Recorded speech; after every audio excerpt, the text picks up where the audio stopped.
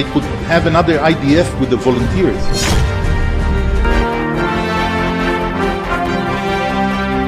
Israel का एक नेता जानता है कि हिंदुस्तानियों की अहमियत क्या है, हिंदुस्तान की बड़ी जनसंख्या की अहमियत क्या है, लेकिन हिंदुस्तान के प्रधानमंत्री और हमारे देश की सरकार शायद हिंदुस्तान के लोगों की अहमियत को नहीं जानती।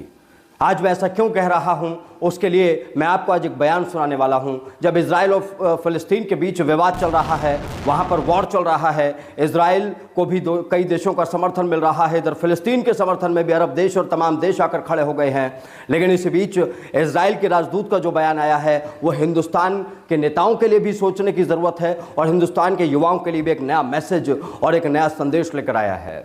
यहाँ पर इजराइल के राजदूत साफ तौर पर जो कह रहे हैं वो आपको भी सुनना चाहिए, वो जो कह रहे हैं वो आपको समझना चाहिए, और उसके बाद मैं इस पूरे बयान का विश्लेषण भी करूंगा। सुनिए। It's very emotional also, the level of support that we got from the Prime Minister, who in the same day, in Saturday, when the full picture was not even there yet, among the first in the world, came out and tweeted a very clear condemnation and support to Israel. We will not forget that. Regular Indians, look at our social media of the embassy. It's amazing. I mean, I could have another IDF with the volunteers. Everyone is telling me, I want to volunteer and I want to go and fight for Israel. I served in many countries in the world, very friendly countries to Israel. Really, this wide support, strong support. तो आप सुन रहे हैं, ये Israel के राजदूत हैं जो हिंदुस्तान में हैं। उनका कहना है कि मैं दुनिया के कई देशों में गया हूं, लेकिन हिंदुस्तान जैसे वॉलंटियर्स मैंने कहीं नहीं देखे। आज मैं देख रहा हूं हिंदुस्तान में जो जनसंख्या है, हिंदुस्तान के जो वॉलंटियर्स हैं, वो इजराइल के लिए इतनी मुस्तैदी के साथ खड़े हुए दिखाई दे रहे हैं कि अगर मैं इनकी एक सेना बनाऊं तो इजराइल की जो हमारी पूरी सेना है ना, उससे भी बड़ी सेना मैं हिंदुस्तान से खड़ी कर लूंगा इजराइल के लिए। ये बयान अपने आप में बहुत महत्वपूर्ण है कि इजराइल के एक राजदूत ये कह रहा है जो हिंदुस्तान में यहाँ पर बैठा हुआ है, वो ये बोल रहा है कि हिंदुस्तान में इतनी ज़बरदस्त वॉलंटियर्स हैं कि अगर आज मैं चाहूँ तो आज मैंने अपनी सेना में भर्ती कर लूँ। और आज ये इजराइल के लिए लड़ने के लिए इस तरीके से तैयार खड़े हुए हैं कि शायद हमारे इजराइल के वो योद्धा भी कम पड़ जाएंगे। इस बयान के पीछे बहुत गहराई है दोस्तों। इस बयान के पीछे की गहराई को समझने के लिए आपको हिंदुस्तान की रग रग को समझना होगा। हिंदुस्तान कहते हैं योद्धाओं का देश रहा है।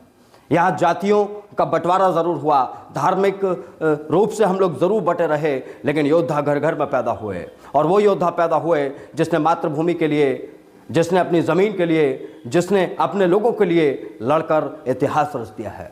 आज शायद यही तो इजराइल के जो राजदूत हैं वो कह रहे हैं। लेकिन हमारे देश की सरकारों को ये बात समझ में क्यों नहीं आ रही है? क्या हमारे देश में लाखों करोड़ों युवा इतने बेरोजगार जो बैठे हुए हैं, क्या उन्हें हम किसी तरीके का कोई छोटा रोजगार नहीं दे सकते? जो हम लाखों लाखों की सैलरी अलग अलग अधिकारियों और उन सब लोगों को बांट रहे हैं, क्या हम उनमें से कुछ कटौती करके इन गरीब युवाओं को, जो पढ़े लिखे युवा हैं, इन्हें हम रोजगार नहीं दे सकते? क्या ये योद्धा के रूप में काम नहीं कर सकते? क्या ये एक सैनिक के रूप में आपकी अंदरूनी व्यवस्थाओं को ठीक नहीं कर सकते? क्या आज जो पुलिस के पास जो कमी है उसमें बहुत ही मिनिमम तनख्वाह पर इन युवाओं को रखकर क्या हम और व्यवस्थाओं को ठीक नहीं कर सकते? हम नहीं कर सकते, लेकिन इजराइल कर सकता है। इजराइल ने संदेश दिया है और इजराइल ने यह बताया है कि भाई अगर उसे सेना की ज़रूरत पड़ेगी ना तो कहीं नहीं जाएगा, किसी के चक्कर नहीं काटेगा, वेस्टर्न कंट्रीज, अमेरिका, ये वो हिंदुस्तान के इन वॉलंटियर्स को उठाएगा, इन्हें अपनी सेना में भर्ती करेगा, इन्हें ट्रेनिंग देगा और इन्हें लेकर जाएगा योद्धा के तौर पर, और उन्हें सैलरी भी देगा, सारी चीज़ें वो करेगा। इसी से जुड़ा हुआ एक वीडियो वायरल हो रहा सोशल मीडिया पर। एक युवा का मैं वीडियो देख रहा था। यह युवा कह रहा है कि भाई हमें इजराइल के साथ हमारे प्रधानमंत्री को संपर्क साधना चाहिए और उनसे बात करनी चाहिए कि हिंदुस्तान के बहुत सारे युवा हैं जिन्हें वो अपने साथ ले सकते हैं, वो योद्धा के तौर पर जा सकते हैं। इससे हिंदुस्तान को भी फ़ायदा मिल जाएगा और इजराइल को भी फ़ायदा मिल जाएगा। सुनिए वायरल वीडियो। अगर हम उसके फ्रेंड हैं, दोस्त हैं, जो भी हैं, सपोर्टर हैं, तो हमारा भी मौका मिलना चाहिए, हमें भी सबको। तो मोदी जी से थोड़ा सा एक हाथ जोड़ के दिल से है, कुछ करो। अगर ऐसी चीज़ मिल जाएगी तो नौकरी की नौकरी मिलेगी, तनख्वाह भी इजराइल देगा, बस हमें मरने के 10-20 लाख रुपए घर पहुंचा देना। बाकी तो कुल मिलाकर लबोलुआब ये है कि हमारे देश में अपने आप में बहुत बड़ी मैन पावर है।